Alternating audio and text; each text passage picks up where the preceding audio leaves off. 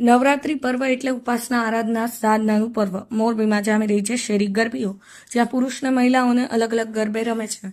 મા આદ્યશક્તિની ઉપાસના, આરાધના, સાધના અને પૂજનનું મહાપર્વ એટલે નવલા નોરતા નવરાત્રી, જેનો પ્રારંભ થયો છે. આ વર્ષે શેરી ગરબાનું આયોજન વધ્યું છે. દિવસે દિવસે લોકોની ભીડ વધતી જાય છે, જેમાં આદ્યશક્તિની સ્તુતિ સાથે પ્રાચીન અને અર્વાચીન ગરબીઓની શરૂઆત થઈ છે.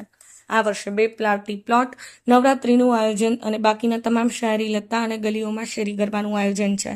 એમાં મોરબીના નાની કેનાલ રોડ પર આવેલા ઓમ પાર્ક છેલ્લા 5 વર્ષથી શેરી ગરબાનું આયોજન પણ કરવામાં આવે છે, જે આ વર્ષે પણ થયું છે, જેમાં લોકોની સંખ્યામાં સતત વધારો થયો છે. જ્યાં પ્રથમ માતાજીની સ્તુતિ બોલાય છે, બાદ મહિલાઓ, યુવતીઓ, નાની બાળાઓ ગરબી લે છે. ત્યારબાદ એક રાઉન્ડ યુવાનો, વડીલો અને બાળકોનો આવે છે. સમગ્ર સોસાયટીના લોકો આ નવરાત્રીમાં સક્રિય સહયોગ આપે છે. નવરાત્રીમાં પ્રસાદ અને નાસ્તાનું આયોજન પણ કરવામાં આવે છે. નાસ્તો ત્યાં જ તૈયાર કરીને ગરમા ગરમ આપતા હોવાથી આરોગ્યને કોઈ નુકસાનકારક નથી.